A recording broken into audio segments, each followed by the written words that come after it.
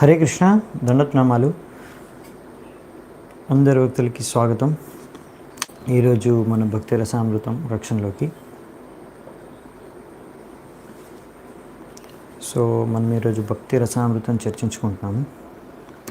ఇందులో మొదటి అధ్యాయాన్ని ఈరోజు చూద్దామంట. మంగళాచరణ చేసుకొని మొదలు పెడతాము. ఓం అజ్ఞానతిమిరాంధస్య జ్ఞానాంజనాశలాకయా చక్షురున్మిళితం యేన తస్మై శ్రీగురవే నమః. శ్రీచైతన్యమనోభీష్టం స్థాపితం యేన భూతలే స్వయం రూపః కదా మహ్యం దదాతి స్వపదాంతికం. వందేహం శ్రీగురూన్ శ్రీయుతాపదకమలం శ్రీగురూన్ వైష్ణవాంశ శ్రీరూపం సాగ్రజాతం సహగణ రఘునాథాన్వితాం తం సజీవం సాద్వైతం సావధూతం పరిజనసహితం కృష్ణ చైతన్యదేవం శ్రీరాధాకృష్ణపాదాన్ సహగణ లలితా శ్రీవిశాఖాన్వితాంశ్చ నమా ఓం విష్ణుపాదాయ కృష్ణప్రేష్టాయ భూతలే శ్రీమతే భక్తివేదాంత స్వామినితే నామినే. నమస్తే సారస్వతే దేవే గౌరవాణి ప్రచారిణి నిర్విశేష శూన్యవాది పాశ్చాత్యదేశతారిణి. నమో మహావదన్యాయ కృష్ణ ప్రేమ ప్రదాయతే కృష్ణాయ కృష్ణ చైతన్య నామినే గౌరత్విషే నమః. హే కృష్ణ కరుణా సింధు దీనబంధు జగత్పతే గోపేశ గోపికా కాంత రాధాకాంత నమోస్తుతే. తప్త కాంచన గౌరాంగీ రాధే బృందావనేశ్వరీ వృషభానుసుతే దేవి ప్రణమామి హరిప్రియే. నీలాచలనివాసాయ నిత్యాయ పరమాత్మనే బలభద్రసుభద్రాభ్యాం జగన్నాథాయ తే నమః. వాంఛాకల్పతరుభ్యశ్చ కృపాసింధుభ్య ఏవ చ పతితానాం పావనేభ్యో వైష్ణవేభ్యో నమో నమః. జయ శ్రీ కృష్ణ చైతన్య ప్రభు నిత్యానంద శ్రీ అద్వైత గదాధర శ్రీవాసాది గౌరభక్తవృంద. హరే కృష్ణ కృష్ణ కృష్ణ హరే హరే హరే రామ రామ రామ హరే హరే. హరే కృష్ణ. భక్తి రసామృత సింధు మొదటి అధ్యాయం. ఒక ముఖ్యమైన విషయం ఏంటంటే, రూపగోస్వామి పాదారు ఈ భక్తి రసామృత సింధులో ఎన్నో భక్తి తత్వాలని ఇక్కడ మనకు వర్ణిస్తారు. కానీ ఆయన వర్ణించే ప్రతి ఒక్క వాక్యం, ఆయన రాసిన ప్రతి ఒక్క శ్లోకానికి కూడా ఆయన విభిన్న శాస్త్రాల నుంచి, ముఖ్యంగా శ్రీమద్ భాగవతం ఇంకా మిగతా పురాణాలు ఉపనిషత్తులోంచి ఆయన సాక్ష్యం లేకపోతే ప్రమాణాన్ని చూపించారనమాట. ఇక్కడ ఇలా రాస్తుంది. దాని ప్రకారంగానే నేను ఈ విషయాన్ని మీకు ఇలా చెప్తున్నాను. ఇది భక్తితత్వం అని. అలా అందుకని మనం చూస్తాం ఈ భక్తి రసామృత సింధులో, ముఖ్యంగా ఈ అధ్యాయంలో కూడా మనం గమనించవచ్చు. ఎన్నో శాస్త్రాల నుంచి ఉదాహరణలు, శాస్త్రాల నుంచి రెఫరెన్సెస్ ఇస్తారనమాట ఆయన చెప్పే ప్రతి పాయింట్కి కూడా. మొదటి అధ్యాయం పేరు వచ్చేసి characteristics of pure devotional service, అంటే శుద్ధ భక్తి యొక్క లక్షణాలు. ఆయన స్టార్ట్ చేస్తారు రెఫరెన్స్తో. శుద్ధ భక్తి యొక్క లక్షణాలను స్టార్ట్ చేస్తారు రెఫరెన్స్తో. శ్రీమద్ భాగవతంలో 3వ స్కందంలో కపిలముని తన తల్లితో ఈ విధంగా చెప్తారు. శుద్ధ భక్తి యొక్క లక్షణాలు ఏంటంటే, ఓ మాత, ఎవరైతే నా శుద్ధ భక్తిలో వాళ్ళు ఎప్పుడు కూడా ఏ రకమైన భౌతిక కోరికలు వాళ్ళకు ఉండవు, భౌతికంగా వాళ్ళు ఆశించరు. అలాగే వాళ్ళు మానసికంగా మనసుతో ఎన్నో రకాల ఊహాగానాలు చేసుకొని, లేకపోతే మెంటల్ స్పెక్యులేషన్, ఇలా జ్ఞాన మార్గం ద్వారా వాళ్ళు ఏదో ఊహించుకొని వాళ్ళు ఏమీ పనిచేయరు, అర్థం చేసుకోరు. వాళ్ళు ఎల్లప్పుడూ కూడా వాళ్ళ మనస్సు అంతా కూడా నా సేవలోనే అంకితమై ఉంటుంది. ఇంకా వాళ్ళు నా నుంచి ఏమీ ఆశించరు. ఒకటి వాళ్ళకి కావాల్సింది ఏంటంటే నా సేవ. సో ఈ విధంగా వాళ్ళు కనీసం నాతో పాటు నా ధామంలో ఉండాలి అని కూడా కోరుకోరు. సో అంటే ఉద్దేశం ఏంటంటే, ఇలా భగవంతుడు చెప్పేది ఇక్కడ కపిలముని చెప్తున్నాడంటే, వాళ్ళు నా ధామంలోకి రావాలని కూడా, మోక్షం కూడా పొందాలని కూడా కోరుకోరు, మోక్షాన్ని కూడా ఆశించరు. అటువంటిది భౌతిక కోరికలు, ఇంకా రకరకాల జ్ఞాన మార్గాలు, వాటిని అనుసరించరు, వాటిని కోరుకోరు. సో అందుకనే ఇక్కడ చెప్తున్నారనమాట. సో ఇది మనకు తెలుసు 5 రకాల ముక్తి ఉంటుందని. అందులో ఒకటి భగవంతుడితో పాటు ఆయన ధామంలో నివసించడం, సాలోక్య ముక్తి, అది కూడా కోరుకోరు భక్తులు అని చెప్తున్నారు. అందుకే సో ఈ విధంగా శుద్ధ మాత్రం భగవంతుడికి భక్తితో సేవ చేసుకోవాలని ఒకే ఒక కోరిక భక్తులకు ఉంటుందంట.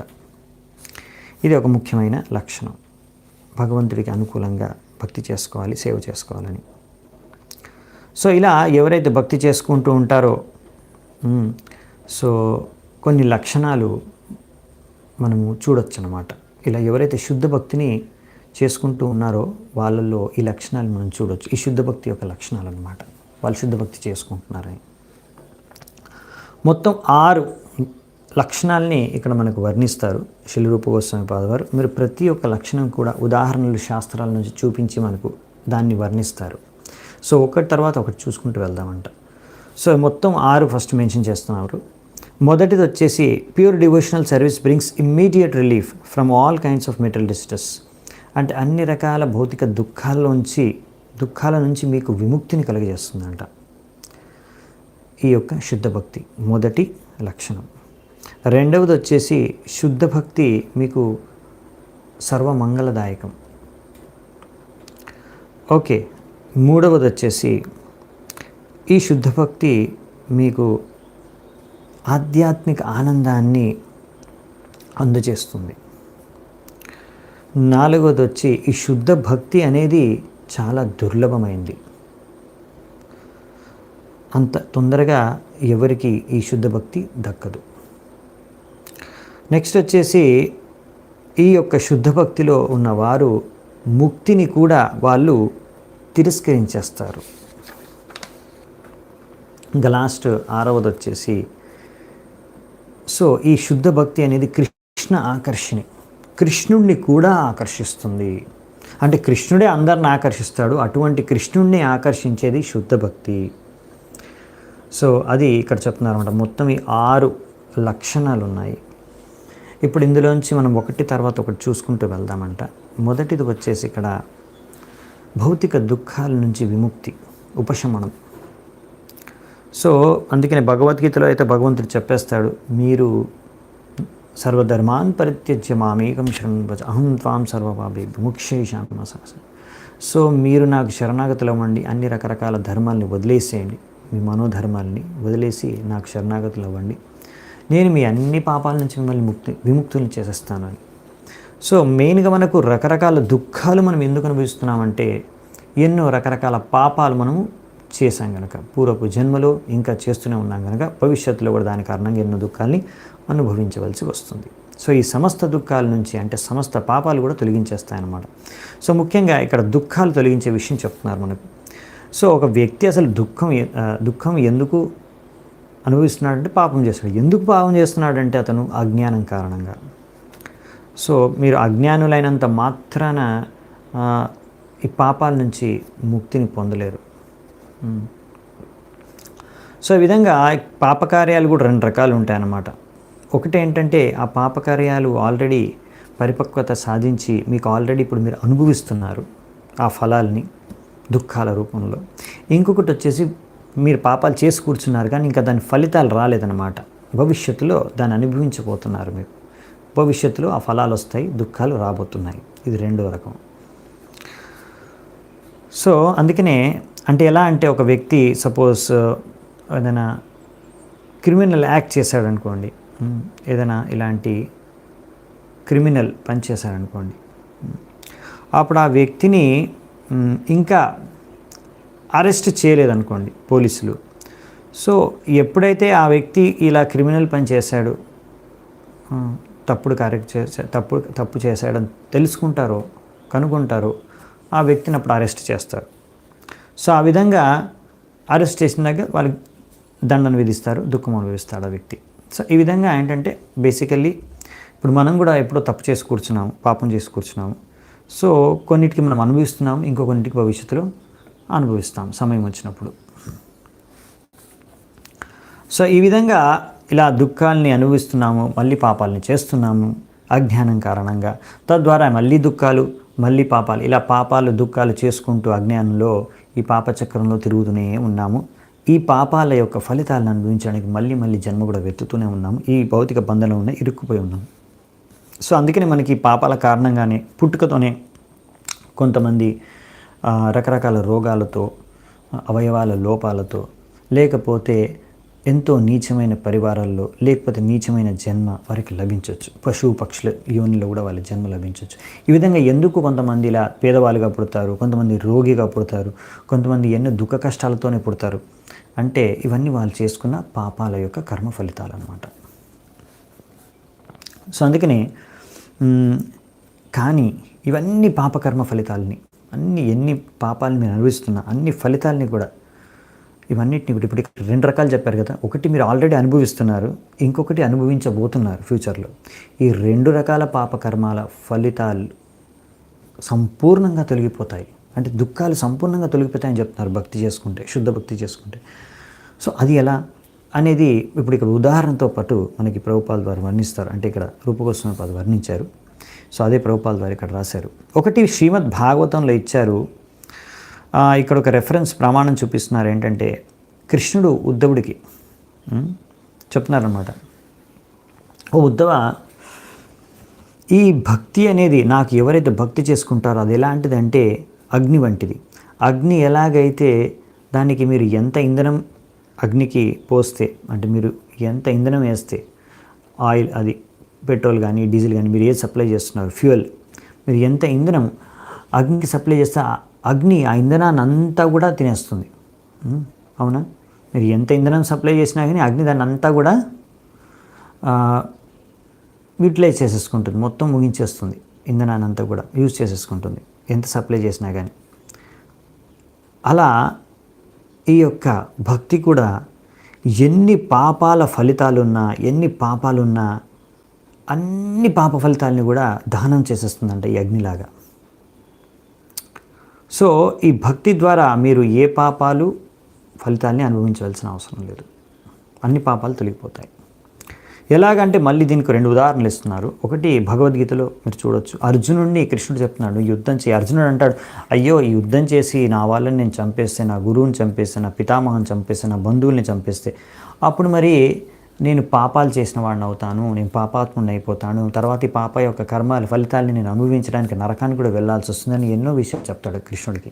అప్పుడు కృష్ణుడు అంటాడు, నువ్వు నా కోసం యుద్ధం చెయ్యి, నా కోసం యుద్ధం చేస్తే అప్పుడు ఆ వ్యక్తి నా కోసమే నా భక్తి సేవ రూపంలో ఏం చేస్తాడో ఆ వ్యక్తి, తద్వారా ఆ వ్యక్తి ఎప్పుడు కూడా కర్మబంధనంలో ఇరుక్కుపోడు, ఏ పాపాలు కూడా అతనికి తగలవు. సో నువ్వు యుద్ధం చేయి, నీకు ఏ పాపం తగలదు, నువ్వు క్షత్రియుడివి, నీ క్షత్రియ ధర్మం పాలిస్తూ నా సంతుష్టి కోసం నువ్వు యుద్ధం చేస్తే నీకు ఏ పాపకర్మం కూడా తగలదు అని ఆయనకి చెప్తాడు. సో అదనమాట. సో నెక్స్ట్ వచ్చేసి మళ్ళీ ఇక్కడ కపిలముని సెక్షన్లోని భాగవతం 3వ స్కందంలో దేవహూతి కపిలమునికి చెప్తుందన్నమాట. ఈ యొక్క భక్తి మార్గం ఉందే, నవవిధ భక్తి మార్గము, శ్రవణం, కీర్తనం, స్మరణం, వందనం, అర్చనం, దాస్యం, సాఖ్యం, ఆత్మనివేదనం, ఈ నవవిధ భక్తి ద్వారా ఎవరైనా భక్తి చేసుకుంటే, అలా భగవంతుడిని చింతించుకుంటే, భగవంతుడి నామాన్ని జపిస్తే, మరి ఆ వ్యక్తి ఒకవేళ చండాలుడి యొక్క ఇంట్లో చండాలుడిగా జన్మించిన ఒకవేళ ఆ వ్యక్తి భగవద్భక్తిని స్వీకరించి శుద్ధ భక్తిని, నవవిధ భక్తిని ఆచరిస్తే, భగవంతుడి నామాన్ని జపిస్తే, మరి అతను అన్ని రకాల యజ్ఞ అనుష్ఠాలు చేయడానికి కూడా అర్హుడిగా మారిపోతాడంట. అంటే ఉద్దేశం ఏంటంటే ఇక్కడ మామూలుగా మీరు యజ్ఞాలు చేయాలంటే, విగ్రహాల్ని ఆరాధించాలంటే మీరు మన వేదిక పద్ధతి ప్రకారం బ్రాహ్మణ పరివారంలో పుట్టి ఉండాలి. అలా బ్రాహ్మణ పరివారంలో పుట్టడమే సరిపోదు, బ్రాహ్మణ పరివారంలో పుట్టి అందులో గర్భధాన సంస్కారంతో మొదలుపెట్టుకొని దశవిధ సంస్కారాలన్నీ కూడా వాళ్ళు పాటించాలి. తద్వారా అన్ని రకాల శిక్షణలు పొంది అర్హతను సాధించి తద్వారా బ్రాహ్మణులుగా యోగ్యత సాధించిన తర్వాత వారికి యజ్ఞాలు చేయడానికి లేకపోతే విగ్రహాన్ని ఆరాధించుకోవడానికి భగవంతుడి విగ్రహాన్ని మందిరాల్లో వారికి అర్హత లభిస్తుంది.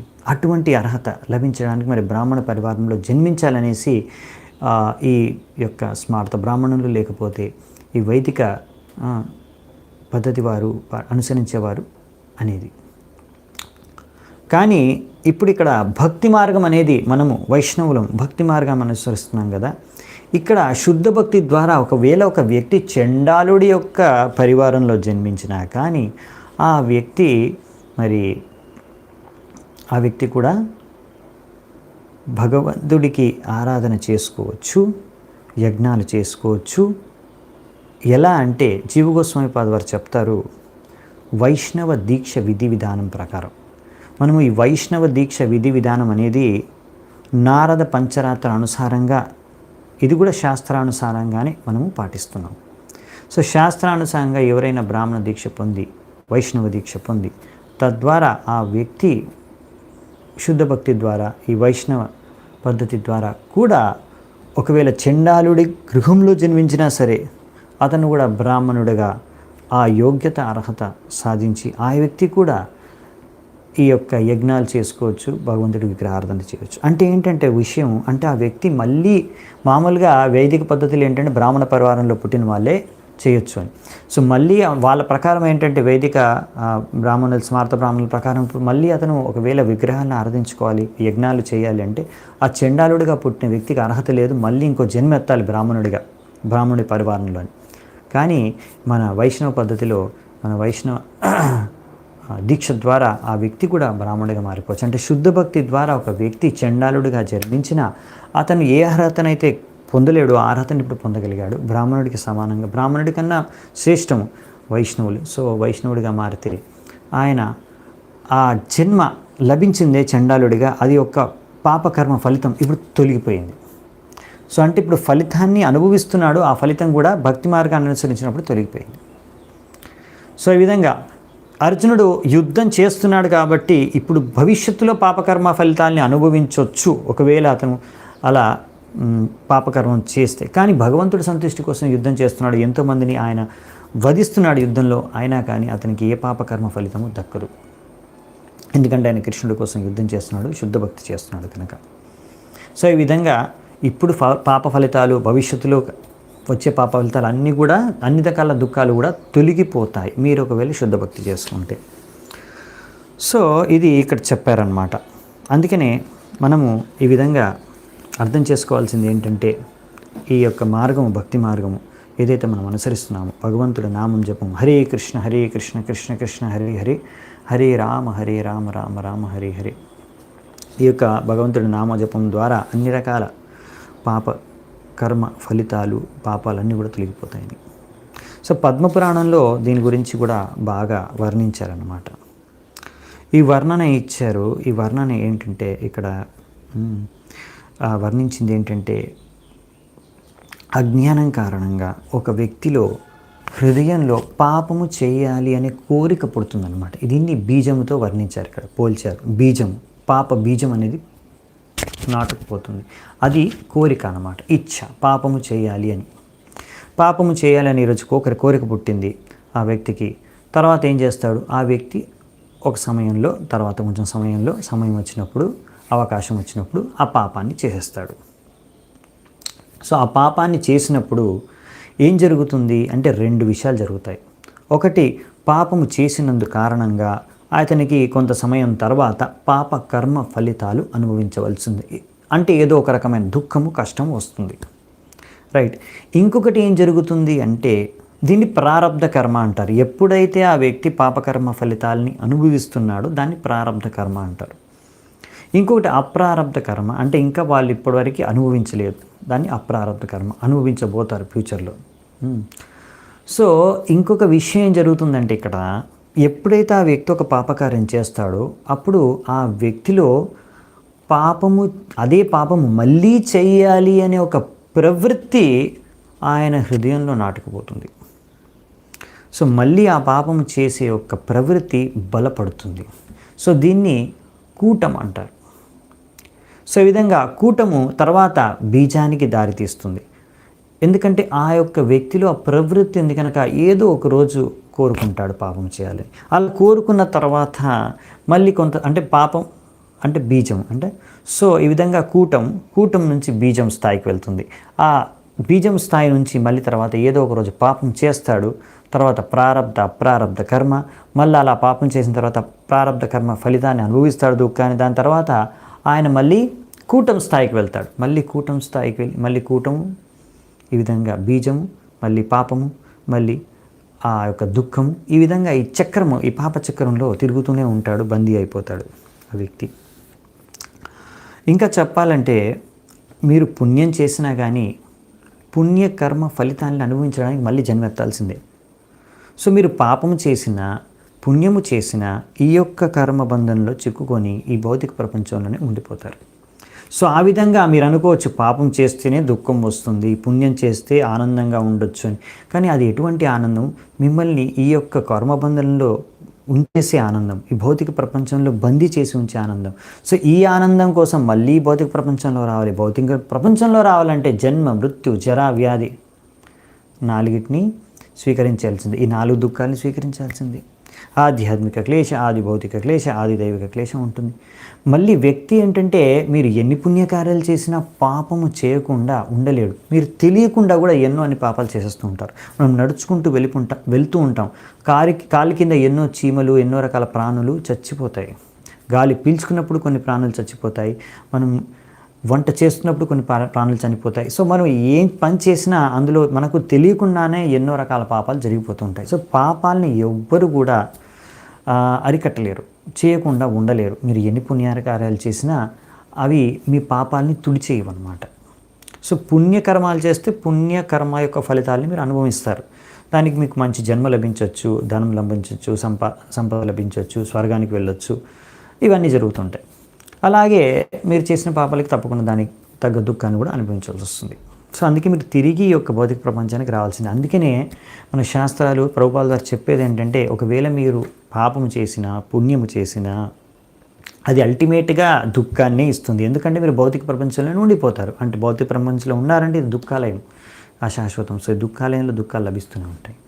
సో అందుకే మనము భక్తి చేసుకోవడం ద్వారానే ఈ పాపాన్ని నుంచి, ఈ పాప చక్రం నుంచి, భౌతిక బంధనాన్ని నుంచి, కర్మ బంధనాన్ని నుంచి విముక్తి పొందవచ్చు. వేరే మార్గము లేదు. సో ఇటు భక్తి మార్గాన్ని స్వీకరించడం ఎటువంటిదంటే ప్రభుపాల ద్వారా ఇక్కడ రాస్తున్నారు, వ్యాక్సినేషన్ వంటిది. మీరు వ్యాక్సినేషన్ తీసుకుంటే, వ్యాక్సినేషన్ చేయించుకుంటే మీకు ఆ రోగం అనేది రాదు, పాపము అనేది కలగదు అని. సో ఈ విధంగా ఇక్కడ మనకి ఇంకొక ఉదాహరణ ఇస్తున్నారు. శుకదేవ్ గోస్వామి చెప్తారు 6వ స్కందంలో అజామిలుడి యొక్క ఉపాఖ్యానంలో, అజామిలుడి స్టోరీలో మనం చూస్తాం. అజామిలుడు ఎంతో బాగా బ్రాహ్మణ యొక్క అన్ని కర్తవ్యాలు నిర్వహిస్తూ ఉంటాడు. కానీ అతని మనస్సు విచలితమైపోతుంది ఒక వేశ్య స్త్రీని చూసి. తద్వారా ఆయన దాని తర్వాత పాపపూరితమైన జీవితాన్ని జీవిస్తాడు. సో కానీ అంతిమ సమయంలో నారాయణుణ్ణి తలుచుకుంటాడు. తర్వాత అలా భగవంతుడు నారాయణుని నామాన్ని జపం చేసి ఆయన యమభటుల నుంచి రక్షణ పొందుతాడు. దాని తర్వాత భక్తి చేసుకొని భగవద్ధామానికి తిరిగి వెళ్ళిపోతాడు. ముందు ఆయన ఎన్నో రకాల తపస్సులు, యజ్ఞాలు, అన్ని రకాల బ్రాహ్మణ కార్యాలు చేశాడు. ఆయన ఇన్ని రకాల తపస్సు, యజ్ఞము, దానము ఇవన్నీ చేసినా కానీ ఆయన ఆ యొక్క పాప కర్మాన్ని, పాపాన్ని చేసే ప్రవృత్తిని సంపూర్ణంగా అవి ఆయన హృదయం నుంచి తొలగించలేకపోయాయి. అందుకే ఆయన ముందు ఎన్నో యజ్ఞాలు, దానాలు, ఎన్నో రకాల కార్యాలు చేసినా కానీ అవేంటంటే కొన్ని పాపకర్మ ఫలితాలని తొలగించేయచ్చు. కానీ పాపము చేయాలి అనే కోరికను, అంటే బీజాన్ని, లేకపోతే పాపము చేసే ప్రవృత్తిని, అంటే కూటమిని తొలగించలేవు. అందుకని ఆ వ్యక్తి తర్వాత మళ్ళీ పాపం చేస్తాడు.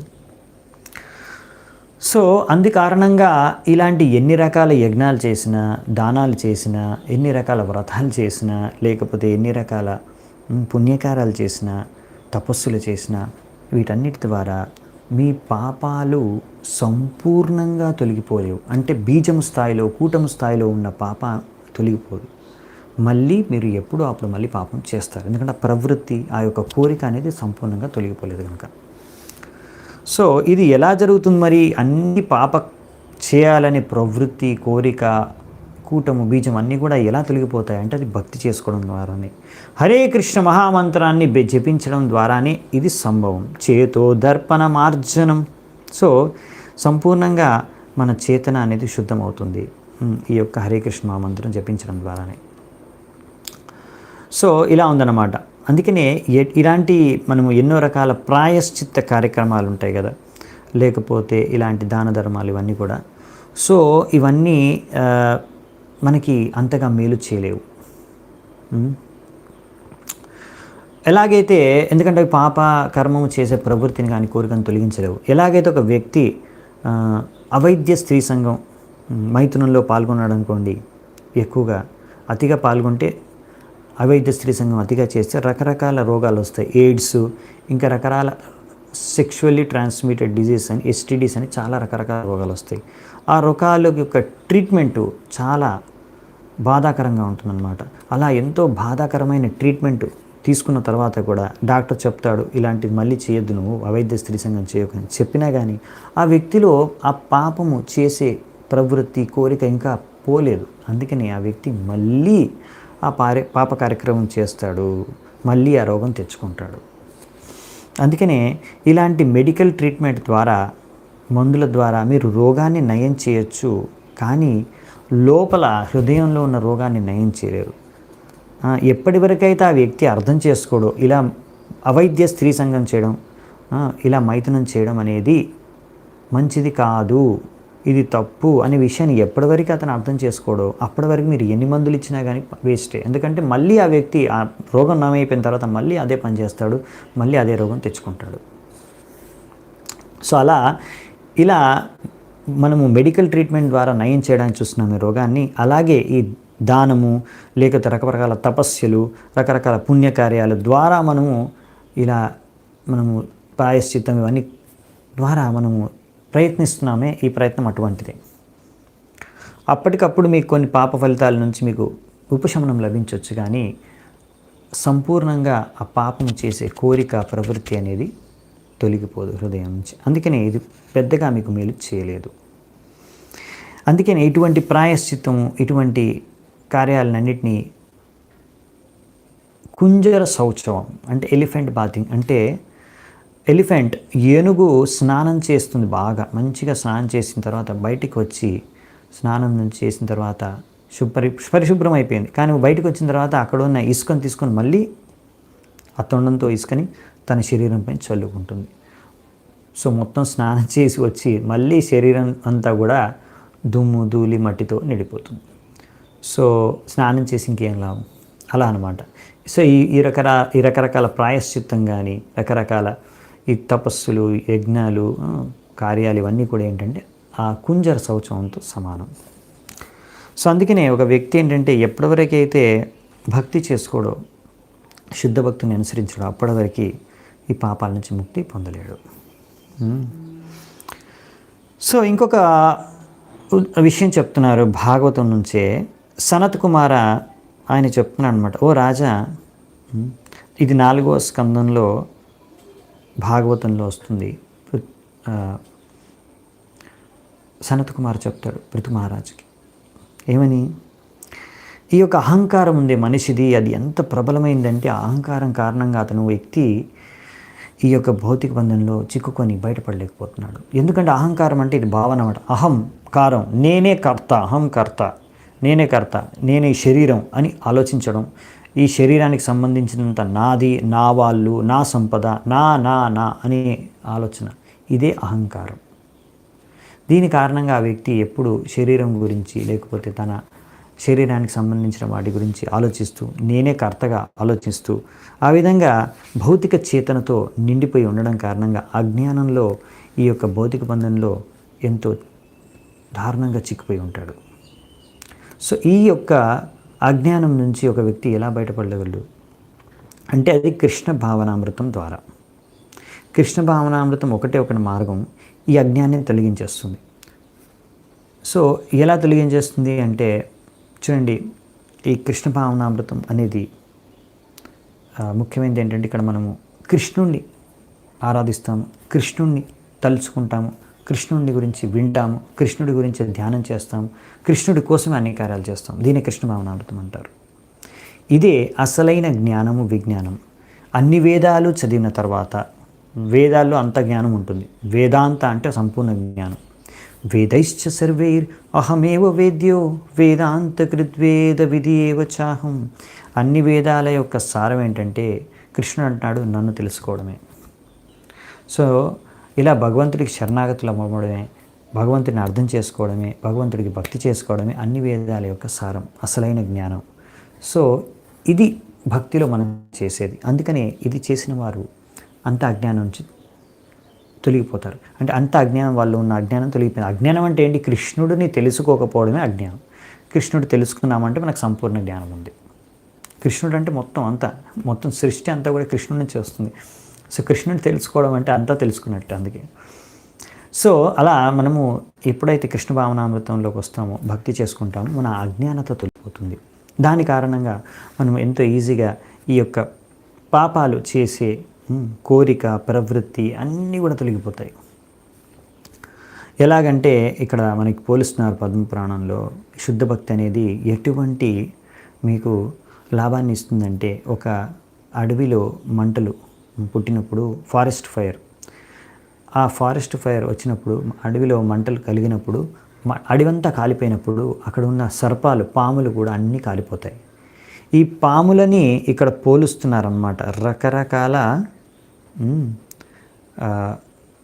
అజ్ఞానంతో. ఈ పాముల్ని పోలుస్తున్నారు ఇక్కడ స్నేక్స్ ఆఫ్ ఇగ్నోరెన్స్. సో ఎలాగైతే అడవిలో మంటలో అన్ని పాములు చచ్చిపోతాయి. ఎందుకు పాములు ఉదాహరణ ఎందుకు ఇచ్చారంటే, కొన్ని పక్షులు ఎగిరి గాల్లోకి ఎగిరి తప్పించుకోవచ్చు. కొన్ని మృగాలు చాలా స్పీడ్గా పరిగెత్తి ఆ యొక్క అడవి నుంచి బయటపడవచ్చేమో. కానీ పాములు అవి పాక్కుంటూ వెళ్ళడానికి టైం పడుతుంది. ఆ టైంలో అది కాలిపోతాయి తొందరగా. సో అన్ని పాములు కాలిపోతాయి. అందుకనే ఈ విధంగా ఎలాగైతే అడవి మంటల్లో పాములు కాలిపోతాయో, అలాగే ఈ కృష్ణ భావనామృతంలో ఈ అజ్ఞానం అనే పాము కూడా కాలిబూడిదైపోతుంది. తద్వారా మనం ఇప్పుడు జ్ఞానంలో ఉంటాం కనుక ఇలాంటి తప్పు పాపాలు చేయము. ఇది వచ్చేసి మొదటిది. ఇప్పుడు నెక్స్ట్ చూద్దామంట. కృష్ణ భావనామృతం అనేది సర్వమంగళదాయకం. సో ఇక్కడ చెప్తున్నారు రూపగోస్వామి పాదవారు, సర్వమంగళదాయకం అంటే ఇది అందరికీ మంగళం, అందరికీ శుభము, అందరికీ మేలు చేస్తుందంట. మొత్తం ప్రపంచంలో ఉన్న అన్ని ప్రాణులకి, అన్ని ప్రజలకి మేలు చేస్తుందంట. ఏంటి? ఈ భక్తి, శుద్ధ భక్తి మాత్రమే, ఈ కృష్ణ భావనామృతం మాత్రమే. అదెలా? ఇప్పుడు చాలామంది రాష్ట్రాలు కలిసి ఐకమత్యంగా ఉండి శాంతి భద్రత నెలకొల్పాలని కోరుకుంటున్నారు, యునైటెడ్ నేషన్స్, అవునా? సో అన్ని రాజ్యాలు, అన్ని రాష్ట్రాలు ఐకమయ్యి ఉండాలి అని. కానీ వీళ్ళలా కోరుకున్నంత మాత్రాన, ఎంతో ప్రయత్నించినంత మాత్రాన, ప్రభుపాల ద్వారా అంటున్నారు ఎన్నో సంవత్సరాలు అయ్యాయి, కానీ అయినా కానీ అలా ఐకమత్యం ఇప్పటివరకు సాధించలేకపోయారు. ఇంకా యుద్ధాలు అలాగే జరుగుతూ ఉన్నాయి, ఇంకా జనాలు కొట్టుకుంటూ ఉన్నారు. తద్వారా ఇంకా అలాంటి సమస్యలు అలాగే ఉన్నాయి. సో మరి ఎలా ఇది సంభవం?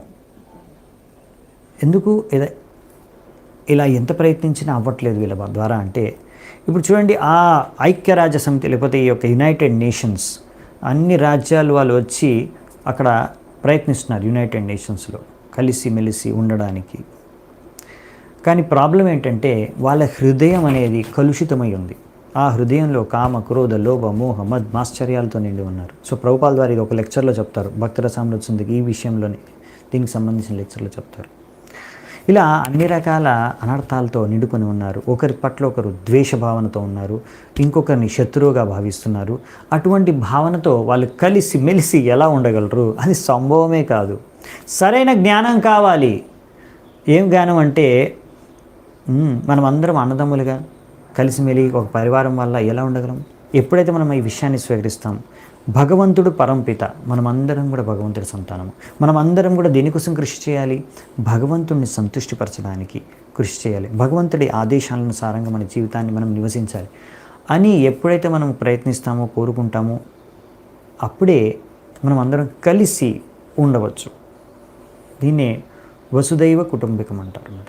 మనం ఎప్పుడైతే ఆ భగవంతుడు వాసుదేవుని కృష్ణుడిని పరంపితగా స్వీకరించి ఆయన సంతుష్టి కోసం అందరం కార్యాలు చేస్తాము, అదే భక్తి. అలా అందరూ అప్పుడు కృష్ణుడి భక్తి చేసుకుంటే అప్పుడు మాత్రమే ఆ ఒకటే ఒక విధి విధానం, అదొకటే పద్ధతి, ఇదొక్కటే మార్గం ద్వారా అందరూ కలిసి మెలిసి శాంతిపూర్వకమైన సంబంధాలతో ఆనందంగా ఈ భౌతిక ప్రపంచంలో ఉండొచ్చు. లేకపోతే వేరే విధి విధానం లేనే లేదు. ఎన్ని రకాల యునైటెడ్ నేషన్లో ఎన్ని ప్రయత్నాలు చేసినా అవన్నీ విఫలమైపోతూనే ఉంటాయి అని ప్రభుపాల్ గారు చెప్తారు. సో అందుకనే ఇక్కడ మనం అర్థం చేసుకోవాల్సింది ఏంటంటే కృష్ణ భావనామృతం ద్వారానే సంపూర్ణ విశ్వంలో శాంతి భద్రత నెలకొనగలదు. అంటే సంపూర్ణ విశ్వానికి మనం మేలు చేసేది, సంపూర్ణ మానవ జాతికి మేలు చేసే ఏకైక కార్యం ఈ కృష్ణ భావనామృతం. అందుకే మీరు కృష్ణ భావనామృతంలోకి వచ్చారు, మీరు కృష్ణ భావనామృతంలోకి వచ్చి కృష్ణుడికి భక్తి చేసుకుంటున్నారంటే మీరు మొత్తం లోకానికే, ఈ ప్రపంచానికి ఎంతో మేలు చేస్తున్నారు. ఇంతకన్నా మేలు చేసే కార్యమే లేదు. ఈ విషయం ఎన్నోసార్లు ప్రభుపాల్ గారు చెప్తారు, నేను కూడా మనం చర్చించాము ఇక్కడ ఆ విషయాన్ని. సో ఇక్కడ రూప గోస్వామి పాదులు గారు కూడా అదే చెప్తున్నారు శుద్ధ భక్తి యొక్క లక్షణంగా. ఇక్కడ మనుషులకే కాదండి మేలు చేసేది, పశువులు పక్షులు అందరికీ మేలు జరుగుతుంది. దీనికి కూడా ఉదాహరణ ఇస్తున్నారు. చైతన్య మహాప్రభు ఎప్పుడైతే జారికండ నుంచి బయలుదేరుతూ వెళ్తారు ప్రయాణం చేస్తూ బృందావనానికి, అలా వెళ్ళే దారిలో జారికండ అంటే ఇప్పుడు జార్ఖండ్ అనమాట, జారికండ అప్పుడంతా అడవి ప్రాంతం. ఆ జారికండ అడవి నుంచి వెళ్తున్నప్పుడు అక్కడ ఎన్నో క్రూర మృగాలు, అన్ని రకాల ప్రాణులు అంటే పులులు, సింహాలు, ఏనుగులు, జింకలు అన్నీ కలిసి నృత్యం చేశాయి. కృష్ణుడు హరే కృష్ణ మహామంత్రం కీర్తన చేస్తున్నప్పుడు చైతన్య మహాప్రభు ఆయన ఈ యొక్క హరే కృష్ణ కీర్తన చేస్తుంటే ఆ కీర్తనలో అన్ని పశువులు, ప్రాణులు, పక్షులు అన్నీ ఏవైతే విరోధ భావనతో ఉండవలసింది, అంతేనా, పులి, జింక అలా కలిసి నృత్యం చేస్తే మీరు చూసారు ఎప్పుడైనా. కానీ ఇది సంభవం కృష్ణ భావనామృతంలో. సో భగవంతుడు చైతన్య మహాప్రభు స్వయంగా ఇది రుజువు చేసి చూపించాడు.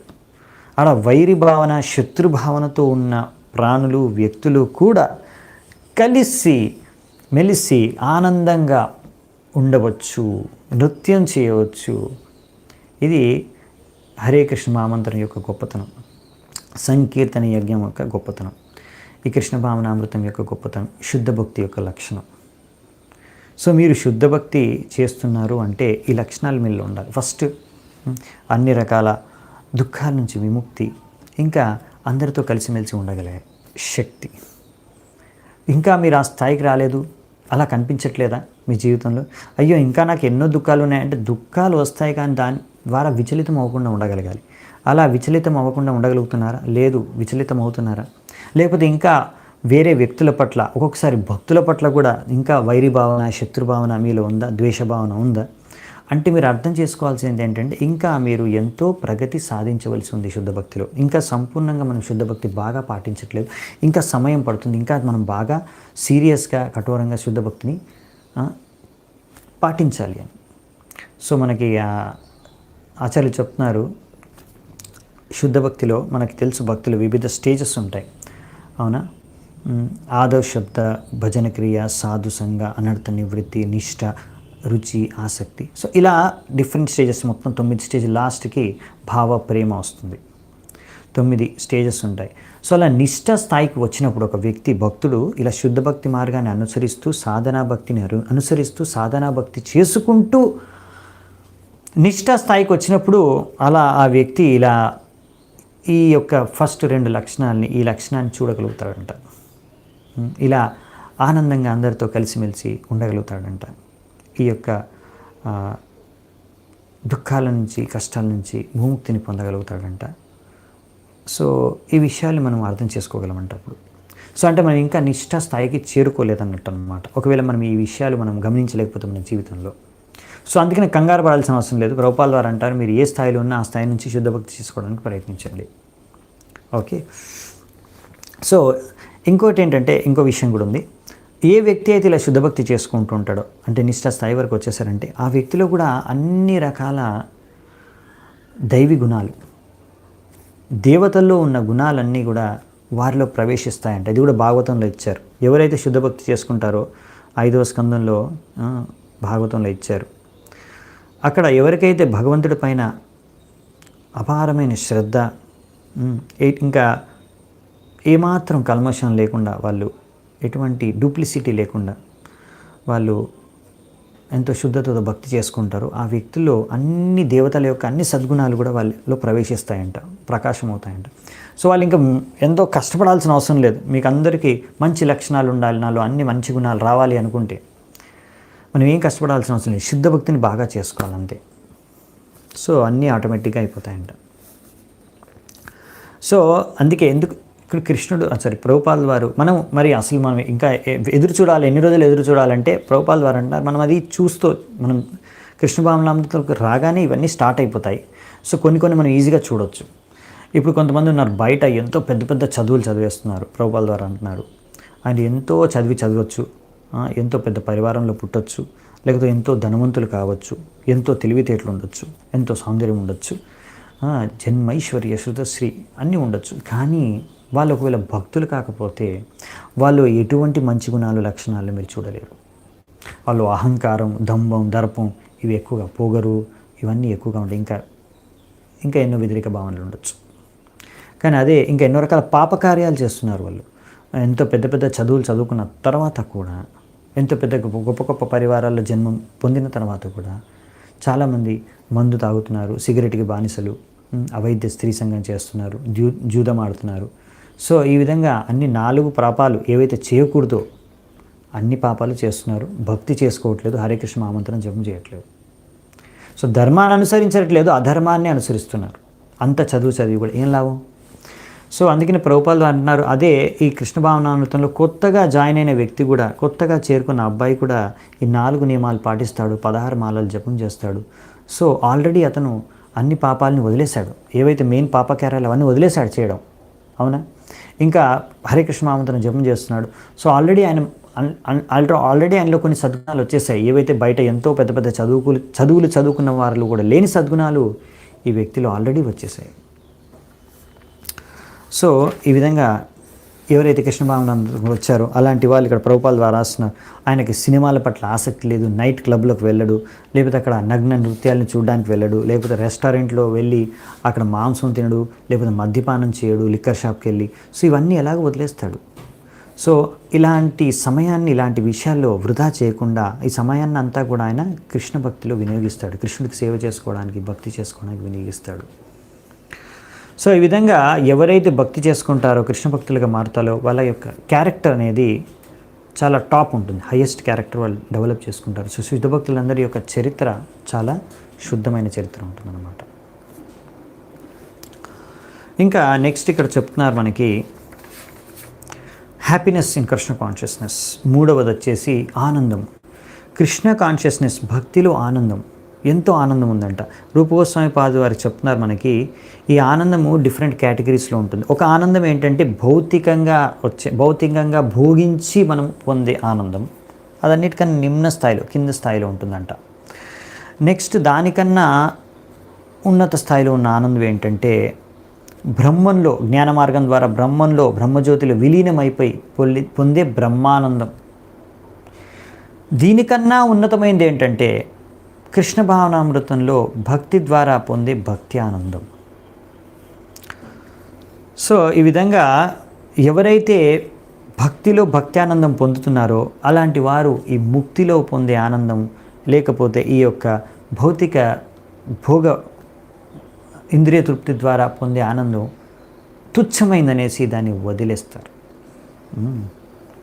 ఎందుకంటే వాళ్ళు ఎంతో అత్యున్నతమైన ఆనందాన్ని అనుభవిస్తున్నారు కనుక ఈ ముక్తి ద్వారా పొందే ఆనందము, బ్రహ్మానందము, లేకపోతే భౌతిక జగత్తులో పొందే జడానందం వాళ్ళు దాని పట్ల వాళ్ళకి ఆసక్తి కలగదు, దాన్ని తుచ్చంగా భావించి వదిలేస్తారు. సో ఇలా రకరకాల కర్మిలు ఇలా భౌతిక ఆనందాన్ని భోగించి పొందాలి, ఇంద్రియ సుఖం ద్వారా పొందాలని చూస్తారు ఆనందం, భౌతిక ఆనందాన్ని. అలాగే జ్ఞానులు జ్ఞాన మార్గం ద్వారా ముక్తి పొంది బ్రహ్మానందం పొందాలని చూస్తారు. ఈ యొక్క యోగులు కొంతమంది యోగ పద్ధతి ద్వారా సిద్ధుల్ని పొంది, తద్వారా శక్తుల్ని పొంది ఆనందాన్ని అనుభవించాలి. ఇవన్నీ కూడా మన ఆధ్యాత్మిక ఆనందం, అది కూడా కృష్ణ భక్తి ద్వారా పొందే ఆనందం కన్నా చాలా తక్కువ. తుచ్చమైనవి. సో అందుకనే ఇంకా ఇలాంటి సిద్ధులు పొందడం కూడా ఇవన్నీ కూడా భౌతికమైంది. ఇదంతా కూడా ఏమీ ఆధ్యాత్మికం కాదు. అందుకనే ఇలా ఎన్నో యోగులు ఎన్నో రకాల సిద్ధులు పొందిన లగిమ, ప్రాప్తి సిద్ధి, ఇష్టిత సిద్ధి, వశిత సిద్ధి, ప్రకామ్య సిద్ధి, ఇలా రకరకాల సిద్ధులు ఉన్నాయి. ఇవన్నీ కూడా భౌతిక స్థాయిలో ఉన్నవి. ఆనందం కామవసాయిత, ఇలా రకరకాలు ఉన్నాయన్నమాట. ఇవన్నీ ఏవైతే ఉన్నాయో ఇక్కడ వర్ణించారు మనకు ప్రభుపాదుల వారు. లగిమ సిద్ధి ద్వారా ఒక వ్యక్తి సూర్యకిరణాలను పట్టుకొని సూర్యుడిపై దగ్గరికి వెళ్ళగలుగుతారంట. ఇప్పటివరకు మన సైంటిస్టులు, ఆస్ట్రోనాట్లు ఈ సిద్ధిని పొందలేదు, వెళ్ళలేకపోయారు. ఇప్పటివరకు సూర్యుడిపైన ఎవరు వెళ్ళలేకపోయారు. సో ఈ విధంగా ఇంకా అంటే మన సైంటిస్టులు చాలా వెనకబడి ఉన్నారు, ఇంకా యోగుల కన్నా కూడా, మన యోగీస్ కన్నా. ఇంకొక సిద్ధి వచ్చేసి ప్రాప్తి సిద్ధి. ప్రాప్తి సిద్ధి అంటే ఆ వ్యక్తి ఇక్కడ నుండి కూడా ఆ చంద్రుడిని స్పర్శించవచ్చంట. ఇంకా ఎక్కడ కావాలంటే అక్కడికి అతని చేయి ద్వారా తీసుకెళ్ళి అక్కడి నుంచి ఏదైనా తీసుకోవచ్చంట ఆయనకు కావాల్సింది. ఇలా ఎన్నో మైళ్ళ దూరం నుంచి కూడా అతను ఏదో గార్డెన్లోంచి ఒక ఫలాన్ని కావాలంటే తెచ్చుకోవచ్చంట చేయి ద్వారా. దీని ప్రాప్తి సిద్ధి. ఇది కూడా ఎవరికి సైంటిస్టులకి ఇప్పటివరకు తెలియదు ఎలాగో. సో మీరు చూసుకోవచ్చు, ఇలా మోడర్న్ సైంటిస్ట్ కన్నా కూడా ఈ యోగ సాధన చేసి యోగ సిద్ధి లభించడం వల్ల ఎంతో అడ్వాన్స్డ్ భౌతికంగా. ఇంకోటి ఇషిత సిద్ధి. దీని ద్వారా ఒక వ్యక్తి ఒక గ్రహాన్ని సృష్టించవచ్చు, ధ్వంసం చేయొచ్చు అంట తన కోరిక మేరకు. చూసారు ఎంత పెద్ద శక్తి. ఇంకోటి వశిత శక్తి అంటే ఎవరినైనా వశీభూతులు చేసుకొని వాళ్ళ కంట్రోల్లో తెచ్చుకోవచ్చు అంట. హిప్నాటిజం అంటారు కదా, ఇది కూడా ఒక వశిత సిద్ధి. ప్రకామ్య సిద్ధి అంటే ఇది కూడా ఒక రకమైన మ్యాజిక్ అంట. ఏది కావాలంటే అది చేసేయచ్చు అంట ఆయన. అంటే ఒకవేళ మ్యాజిక్ షో చేస్తారు కదా, ఒక నీళ్ళల్లో కళ్ళల్లోకి నీళ్ళు తీసుకెళ్ళి మళ్ళీ ఆ నీళ్ళని come out from with in the I, తర్వాత మళ్ళీ నీళ్ళను కళ్ళకు పంపించి మళ్ళీ కళ్ళ నుంచి బయటికి తీయడం, ఇలాంటి చాలా మ్యాజిక్స్ వాళ్ళు చేయొచ్చు అంట ప్రకామ్య సిద్ధి ద్వారా. ఇంకా అన్నిటికన్నా హైయెస్ట్ వచ్చేసి కామవసాయిత అంట. ఇందులో ఏమవుతుందంటే ఈ ప్రకామ్యలు ఏంటంటే ఈ ప్రకృతిలో జరిగే అద్భుతాలు మాత్రమే వాళ్ళు చేయగలరు. కానీ కామవసాయిత సిద్ధిలో ఏంటంటే ప్రకృతిలో మామూలుగా సహజంగా జరగనివి కూడా వాళ్ళు చేసి చూపించవచ్చు అంట. సో ఈ విధంగా ఇవన్నీ కూడా ఎంత పెద్ద పెద్ద శక్తులు, సిద్ధులు ఏవి లభించినా ఇవన్నీ కూడా భౌతిక శక్తులు మాత్రమే.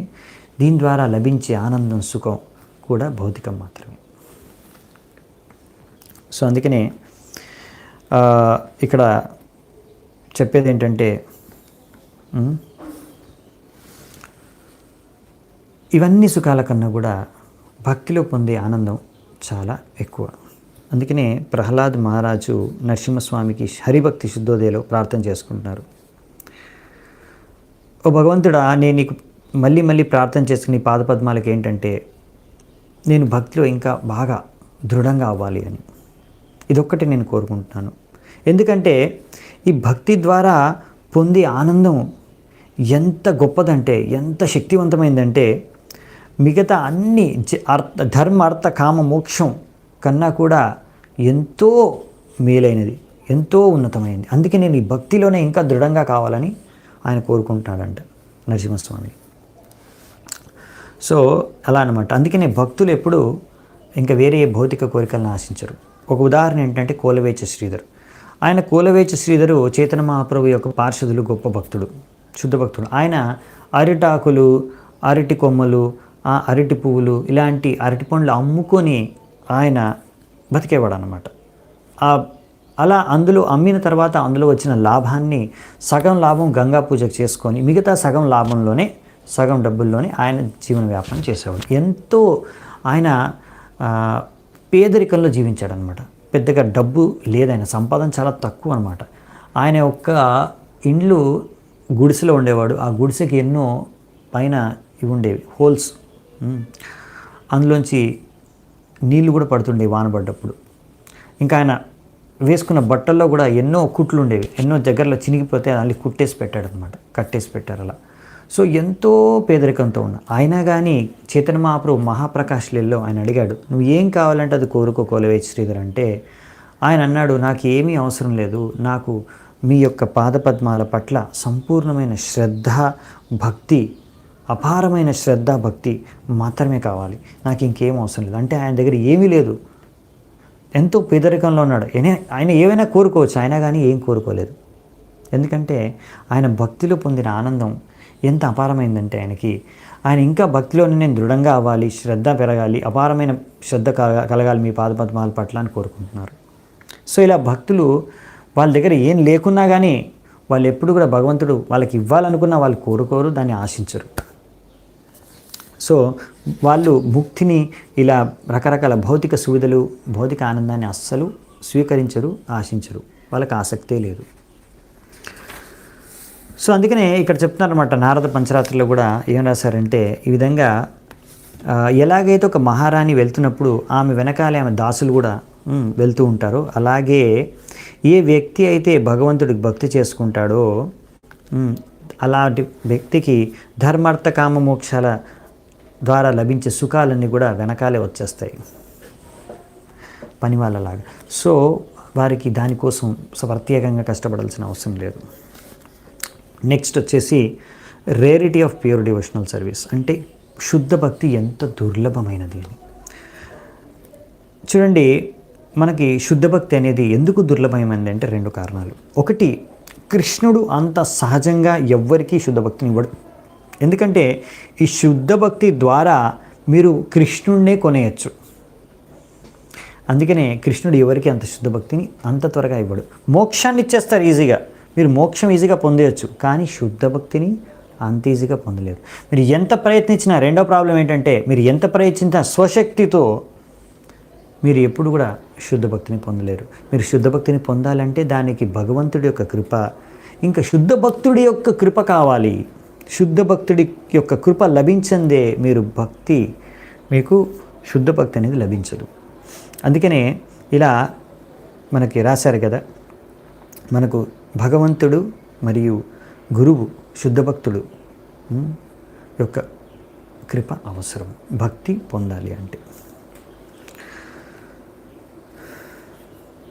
ఈ విధంగా అందుకనే తంత్రశాస్త్రాల్లో కూడా శివుడు పార్వతికి చెప్తారనమాట,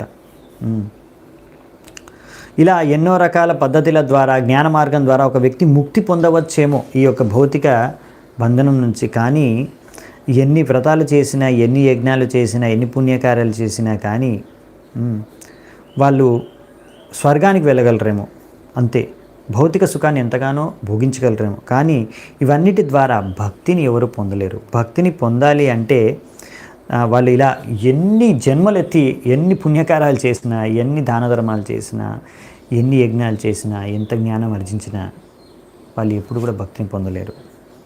సో భక్తిని పొందే ఏకైక మార్గం ఏంటంటే భక్తుల యొక్క కృప, భగవంతుడి యొక్క కృప.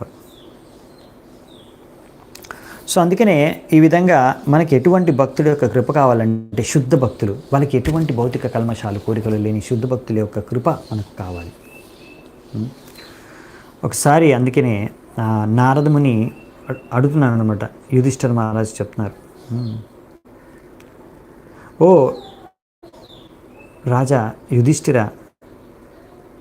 హుజ్ ఎటర్నల్ ముకుంద, కృష్ణుడు మిమ్మల్ని ఎప్పుడూ రక్షిస్తుంటాడు సర్వదా, ఆయన మీ గురువుగా కూడా మారారు, మిమ్మల్ని మార్గదర్శనం కూడా చేస్తున్నారు, ఎవరినైతే అందరూ ఆరాధిస్తారో ఆయన్ని మీరు కూడా ఆరాధిస్తున్నారు. సో మీ గురువు, దైవం అందరూ కూడా అన్నీ కూడా కృష్ణుడే. ఇంకా మీకు ఎంతో ప్రియమైన వారు కృష్ణుడు, ఇంకా మీ అన్ని కార్యాలని మార్గదర్శనం చేసేది కూడా ఆయనే. సో ఇంకా మీ యొక్క ఆదేశాల్ని అనుసరించి కృష్ణుడు అప్పుడప్పుడు దూతగా కూడా మారి వెళ్తారు. అవునా, శాంతి దూతగా మారి వెళ్ళారు కౌరవుల దగ్గరికి కృష్ణుడు పాండవుల తరఫు నుంచి. సో ఈ విధంగా ఓ రాజా, నువ్వు ఎంత అదృష్టవంతుడు నువ్వు అర్థం చేసుకో. ఎందుకంటే ఇవన్నీ భగవంతుడు కృష్ణుడి ద్వారా మీకు ఎటువంటి లాభాలు, ఎటువంటి వరాలు దక్కాయంటే వేరే వ్యక్తులు కల్లో కూడా ఊహించుకోలేరు. అవునా, మీతో పాటు కృష్ణుడు కూర్చుంటున్నాడు, నించుంటున్నాడు, తింటున్నాడు, తిరుగుతున్నాడు, మీ ఆదేశాలు పాటిస్తున్నాడు, మీలో ఒక పరివారంలో ఒక మెంబర్గా, సదస్యుడిగా ఉంటున్నాడు. సో మీరు ఎంత అదృష్టవంతులు మీరు ఊహించుకోలేరు, భాగ్యవంతులు అని చెప్తారన్నమాట. ఎందుకంటే ఆయన అనుకుంటాడు యుధిష్ఠిర మహారాజు, ప్రహ్లాద్ మహారాజ్ చరిత్ర చెప్పినప్పుడు నారదముని, అయ్యో ప్రహ్లాడు ఎంత గొప్ప భక్తుడు, ప్రహ్లాదుడికి నరసింహస్వామి ఆ భగవంతుడు దర్శనమిచ్చాడు, ఆయన ఎంత గొప్ప, ఎంత అదృష్టవంతుడు అని ప్రహ్లాద్ మహారాజుని పొగుడుతున్నప్పుడు నారదుని అంటాడు, అయ్యో యుధిష్ఠిర మహారాజా, నువ్వేం తక్కువ, నువ్వు ఇంకా ఎక్కువ అదృష్టవంతుడు, ఎందుకంటే కృష్ణుడు స్వయంగా మీ పరివారంలో ఒక సదస్యుడిగా నీతో పాటు జీవిస్తున్నాడు, మీకు స్వయంగా మార్గదర్శనం చేస్తున్నాడు, ఆయన మీ గురువు దైవం అన్నీ కూడా ఆయన, మీకు ఎంతో ప్రేమని వారు మీరు వాగే. సో ఈ విధంగా యుధిష్ఠిర్కి అంటే ఎంత ప్రియమైపోయాడంటే కృష్ణుడు యుధిష్ఠిర్ మహారాజు యొక్క సేవకుడిగా మారిపోయాడు. ఆయనకు శాంతి దూతగా ఆయన తరఫు నుంచి వెళ్తాడు, దూతగా మారిపోయారు. అంటే భగవంతుడిని ఒక శుద్ధ భక్తి ద్వారా ఎంతగా అంటే భగవంతుడు శుద్ధ భక్తులకి లొంగిపోతాడంటే అన్ని మనం కొనేసుకోవచ్చు శుద్ధ భక్తి ద్వారా. అందుకనే భగవంతుడు శ్రీకృష్ణుడు శుద్ధ భక్తిని అంత సాధారణంగా, అంత సహజంగా, అంత ఈజీగా ఎవరికి ఇవ్వరు. అందుకే శుద్ధ భక్తి చాలా దుర్లభమైంది. ఇంకా నెక్స్ట్ క్వాలిటీ వచ్చేసి ఇంకా 2 ఉన్నాయి. So happiness of becoming one with the supreme. ఇప్పుడు శుద్ధ భక్తులు ఏంటంటే భగవంతుడిలో విలీనమైపోయి పొందే ఆ బ్రహ్మానందాన్ని అసలు లెక్కనే చేయరన్నమాట. ఇది ఇంకొక విషయం. చూడండి, బ్రహ్మానందంలో పొందే ఆనందం మీరు కోటి కోటి కోటి రేట్లు పెంచితే అప్పుడు కూడా ఈ భక్తిలో ఒక్క అటామిక్ ఫ్రాక్షన్, ఒక్క క్షణం లేకపోతే ఒక్క అణువు అంత కూడా కాదనమాట. అంటే మీరు బ్రహ్మానందంలో ఎంత ఆనందం పొందుతారో దాన్ని ఎన్ని కోట్ల రేట్లు పెంచినా కానీ అది భక్తిలో పొందే ఆనందంలో ఒక చుక్క అంతా కూడా సమానం కాదు. అంటే భక్తిలో పొందే ఆనందం అసలు మనం పోల్చుకోలేము బ్రహ్మానందంతో, అంత ఎక్కువైన ఆనందం అది చెప్తున్నారనమాట. సో హరిభక్తి శుద్ధదయలో ప్రహ్లాద్ మహారాజు నరసింహస్వామికి ప్రార్థన చేసుకుంటూ ఉంటారనమాట. మీ యొక్క సాన్నిధ్యంలో నాకు ఎంత ఆధ్యాత్మిక ఆనందం కలుగుతుందంటే నేను ఆనందం యొక్క సముద్రంలో మునిగిపోయినట్టు అనిపిస్తుంది. అందుకనే ఈ ఆనంద సముద్రంలో మునిగిపోయాను. నాకు ఈ బ్రహ్మానందం ఎలా అనిపిస్తుందంటే ఒక గోవత్స యొక్క పదచిహ్నంలో కొన్ని నీళ్ళు ఉంటాయి కదా, గోవత్స పదచిహ్నం ఇంత ఉంటుంది అంతే, అందులో ఎన్ని నీళ్ళు ఇంత నీళ్ళు ఉంటాయి అంతే, అలా నాకు అనిపిస్తుంది బ్రహ్మానందం అని ప్రహ్లాద్ మహారాజ్ అంటున్నాడు. సో అందుకనే నేను చెప్పాను కదా, ఈ భక్తి రస అమృత సింధు ఇదొక సముద్రం అన్నమాట. ఈ భక్తిలో ఉండే రస ఆనందం ఏంటంటే ఇది సముద్రం. సో అందుకే మనకి భావార్థ దీపికలో శ్రీధర్ స్వామి కూడా చెప్తారనమాట భాగవతం యొక్క కామెంటరీలో, వీళ్ళు ఎంతో భాగ్యవంతులు ఎవరైతే ఈ భక్తి రసామృతంలో అనే సముద్రంలో మునిగి తేలుతున్నారో, అందులో స్విమ్మింగ్ చేస్తున్నారో, వీళ్ళు అందరూ కూడా ఎంతో ఈత కొడుతున్నారు ఈ సముద్రంలో, భక్తి రసామృతం అనే సముద్రంలో ఎంత ఆనందాన్ని అనుభవిస్తున్నారంటే, ఎలా ఆనందాన్ని అనుభవిస్తారంటే భగవంతుడి యొక్క లీల గుణ రూప మహిమల్ని వింటూ భగవంతుడికి సేవ చేసుకుంటూ భక్తి కార్యాలు చేసుకుంటూ నవవిధా భక్తి ద్వారా ఎంతో ఆనందం అనుభవిస్తారు. సో ఈ ఆనందం ముందు ధర్మార్థ కామ మోక్ష అన్ని ఆనందాలు కూడా అసలు తుచ్చమైన లెక్కలేనంత. సో ఇవన్నీ కూడా ఎలా అంటే ఏ భక్తుడైతే ఆధ్యాత్మిక ఆనందాన్ని భక్తి ఆనందాన్ని ఆస్వాదిస్తున్నాడు ఆ వ్యక్తికి మిగతా అన్ని సుఖాలు కూడా, అన్ని రకాల ఆనందాలు కూడా దారిలో ఉన్న గడ్డిపూసతో సమానం అంట. అదే ఇక్కడ చెప్తున్నారు. మనము ఇంత ఆనందాన్ని ఇప్పుడు అనుభవించలేకపోతున్నాము డెఫినెట్గా, కానీ ప్రభుపాదులు అంటున్నాం ఎంతో అంత కొంచెం శ్రద్ధ, మనకి కొంచెం ఆనందం ఉంది, అందుకే మనం ఈరోజు భక్తి మార్గంలో ఉన్నాము, భగవద్నామాన్ని జపం చేస్తున్నాం. ఎందుకంటే ఎంతో అంత శ్రద్ధ, ఎంతో అంత సంతుష్టి, ఎంతో అంత ఆనందం, ఎంతో అంత మనశ్శాంతి కలుగుతుంది కనుకనే. సో అందుకని మీరు ఇలాగే కంటిన్యూ చేస్తూ ఉండండి. ఆనందాంబుది వర్ధనం, ఆనందం అనేది పెరుగుతూనే ఉంటుంది. ఇక్కడ కూడా మనకి చాలాసార్లు ఆనందం గురించి చెప్పారు. అందుకే ఇలా మనం భక్తిలో పెరుగుతూ ఉన్న కొద్దీ, ఎదుగుతూ ఉన్న కొద్దీ మనం ఆనందం యొక్క అనుభూతి అనేది పెరుగుతూ ఉంటుంది. ఇది మనకు ఒక సూచన సంకేతం అన్నమాట. మనం ఎంతగా ఆనందిస్తే భక్తిలో భక్తి కార్యాలు చేసుకుంటూ భగవంతుడి యొక్క లీలని శ్రవణం చేస్తూ కానీ, లేకపోతే భగవంతుడి నామాన్ని జపం చేస్తూ కానీ, లేకపోతే భగవంతుడికి వివిధ రకాలుగా సేవ చేస్తూ ఏదైనా నవవిధ భక్తి ద్వారా మనము ఒకవేళ ఆనందం అనేది మనకు పెరుగుతుందనుకోండి చేసుకోవడంలో, మనం అర్థం చేసుకోవచ్చు మనం భక్తి మార్గంలో సరైన దిశలో వెళ్తున్నామని. లాస్ట్ కృష్ణ ఆకర్షిణి శుద్ధ భక్తి అనేది కృష్ణుడు అందరినీ ఆకర్షిస్తాడు. అందుకనే సర్వ ఆకర్షితి ఇది కృష్ణ అన్నారు. కృష్ణుడి మదన్ మోహన్ అంటారు. ఆయన మదనుడిని కూడా ఆకర్షిస్తాడు. కందర్ప కోటి కమనీయ విశేష శోభం, ఆయన యొక్క సౌందర్యం కందర్ప కోటి, ఎంతో కోటి కోటి మదనుల్ని కూడా, కందర్పుల్ని కూడా ఆయన ఆకర్షిస్తాడు. అటువంటి కృష్ణుణ్ణి ఈ శుద్ధ భక్తి ఆకర్షిస్తుంది. ఈ శుద్ధ భక్తి స్వరూపమైన రాధారాణి కృష్ణుణ్ణి కూడా ఆకర్షిస్తుంది. అందుకని శ్రీమతి రాధారాణిని మదన మోహన మోహిని అంటారు. సో ఆ కృష్ణుణ్ణి ఆకర్షించే ఎవరు అంటే శుద్ధ భక్తితో నిండుకున్న అంతరంగ శక్తి, అలాదిని శక్తి యొక్క స్వరూపమైన శ్రీమతి రాధారాణి. సో ఈ విధంగా రాధారాణి మరియు వ్రజవాసులు అందరూ కూడా కృష్ణుడిని ఎలా ప్రేమిస్తారంటే, వాళ్ళు ఎంత శుద్ధభక్తి చేసుకుంటారంటే, ఇదంతా కూడా ఈ భౌతిక ప్రపంచంలో చేసే కార్యాలతో మనం పోల్చుకోలేము. ఇది భౌతిక కార్యాలు కావు. ఇవన్నీ రాధారాణి, ఇంకా గోపికలు, వ్రజవాసులు ఇవన్నీ కార్యాలు చేసేవన్నీ కూడా, ఇంకా మిగతా వాళ్ళు శుద్ధభక్తులు శుద్ధభక్తి చేసుకునే కార్యక్రమాలన్నీ కూడా, శుద్ధభక్తి అనేదే ఈ రాధారాణి యొక్క నియంత్రణలో జరుగుతాయి ఇవన్నీ. సో భగవద్గీతలో అన్నారు ఏమని, మహాత్ములంటే ఎవరు? దైవీం ప్రకృతిం ఆశ్రిత, దైవీ ప్రకృతిని ఆశ్రయించిన వాళ్ళు మహాత్ములు. సో ఈ దైవీ ప్రకృతి అంటే ఎవరు? రాధారాణి. సో ఆమె యొక్క అంతరంగ శక్తి, కృష్ణుడు యొక్క అంతరంగ శక్తి రాధారాణి యొక్క అధ్యక్షతలో శుద్ధ భక్తులు భక్తి కార్యాలు చేసుకుంటూ ఉంటారు. అందుకనే ఈ భక్తి ద్వారా, శుద్ధ భక్తి ద్వారా మనం కృష్ణుడిని కూడా ఆకర్షించవచ్చు. సో కృష్ణుడు దేనికి ఆకర్షితుడు కాడు, శుద్ధ భక్తికి మాత్రం ఆకర్షితుడైపోతాడు. అందుకనే ఏ శుద్ధ భక్తులైతే శుద్ధ భక్తిని బాగా చేసుకుంటారో వాళ్ళ శుద్ధ భక్తుల పట్ల ఆయన ఆకర్షితుడైపోతాడు.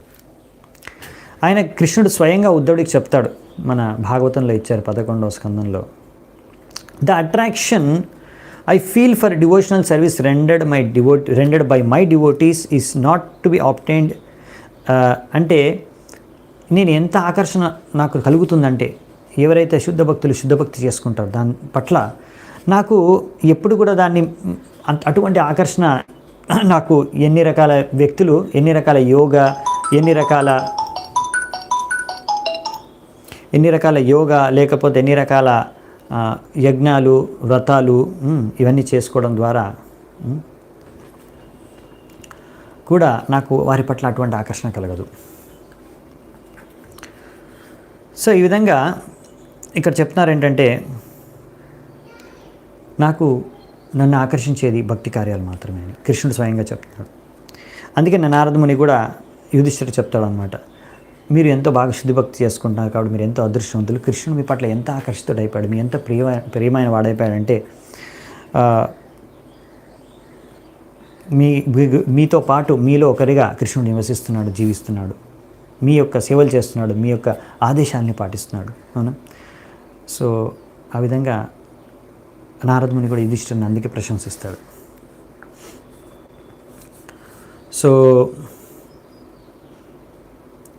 భగవంతుడు చాలా గొప్ప, కానీ శుద్ధ భక్తి భగవంతుడి కన్నా గొప్ప. ఎందుకంటే శుద్ధ భక్తి భగవంతుడిని కూడా ఆకర్షిస్తుంది కనుక. ఇదన్నమాట సారం. సో ఇది మొదటి అధ్యాయము. శుద్ధ భక్తి యొక్క లక్షణాలని, 6 లక్షణాలని మనము చర్చించుకున్నాము. సో దీంతో మనము ఈరోజు యొక్క చర్చా విషయాన్ని ముగిద్దామంట. చాలా చాలా ధన్యవాదాలు మీ అందరికీ ఎంతో ఓపిక విన్నందుకు. హరే కృష్ణ. శీల ప్రభుపాదికి జై, భక్తిరసామృత సింధుకి జై, ऋषिल रूप गोस्वामी पाद की जय। निताय गौर सीतनाथ प्रेमानंदी हरि हरि बोल।